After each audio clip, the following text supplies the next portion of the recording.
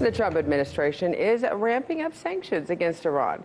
Now, they are saying this is the latest round and will go after the finances at the very top.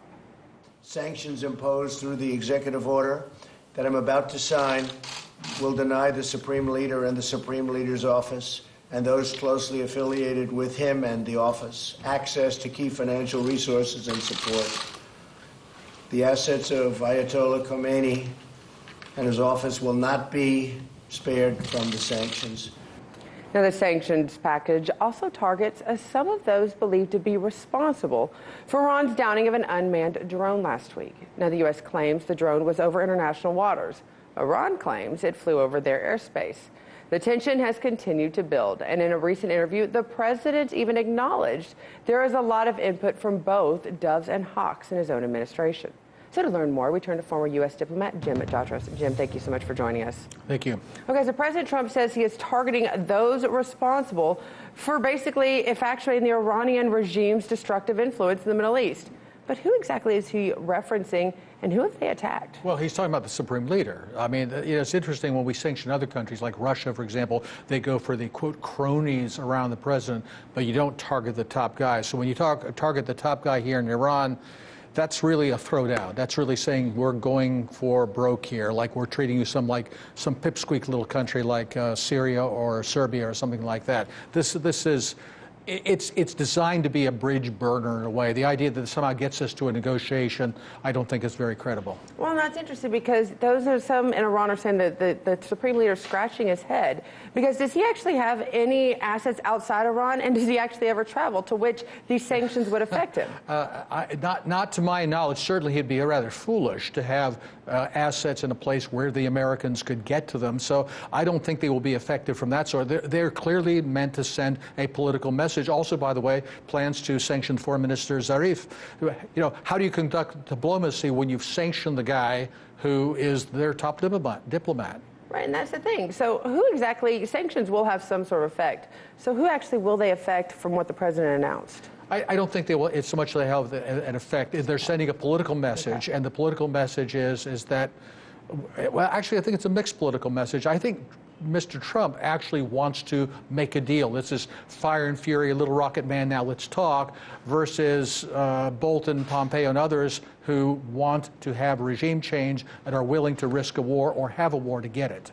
Well, it's interesting that you bring up Little Rocket Man because we've seen this time and time again. We saw this in North Korea, we've seen it in Venezuela, we've seen it in Iran, and none of it's worked. There's been nothing but just escalated tension, but no results on either side. And I guess if the president or those around him want a regime change, that's not happening anywhere. We're not any closer to any sort of a negotiation or peace deal that would bring peace to the areas that the president's focused on. So what is the end game right now? How do we change the path? I don't know. Again, and that takes a lot for you to say, I don't know.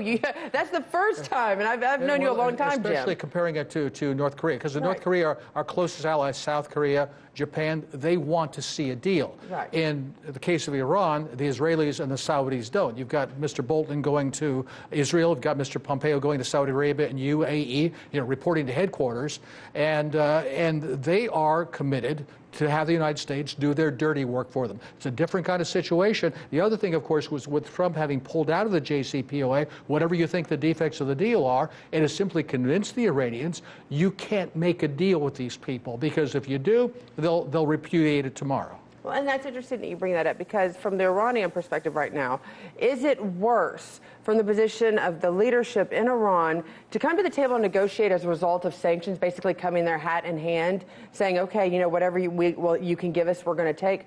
Or at this point, are they saying, you know what, we're going to risk a military confrontation. We've already shown that we're willing to fire on things according to you.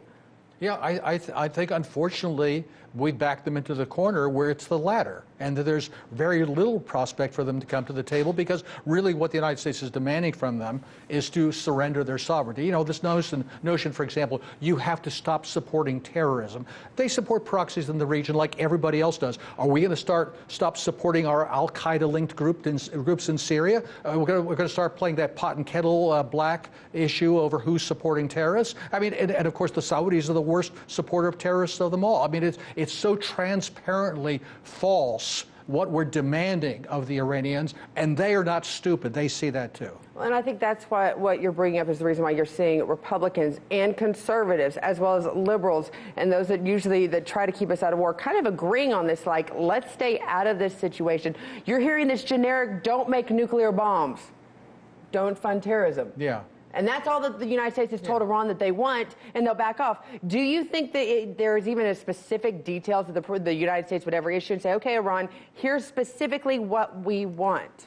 And when you say the United States, I think that's where the disconnect is. I think Mr. Trump, like in North Korea, I don't think he thinks about Venezuela all that much, but in North Korea and in Iran, he wants a deal. He thinks he's a deal maker. He wants his name on a deal, a peace deal. I think he does. Okay. Unfortunately, he's like somebody trying to install a bathroom with an electrician's toolkit. You can't do it. You've got the wrong people for the job in your administration. Well, let's hope that this continues to actually continue the talking, because the action behind it would definitely be something that would be dangerous to all involved. And he should understand it would also be fatal to his re-election chances. And once again, you keep hearing both sides say, we don't want a war. So let's actually act like we don't want a war.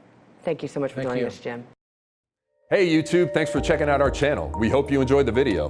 We have tons of content for you just like this. For more of RT America's one-of-a-kind news and analysis, be sure to subscribe and never stop questioning more.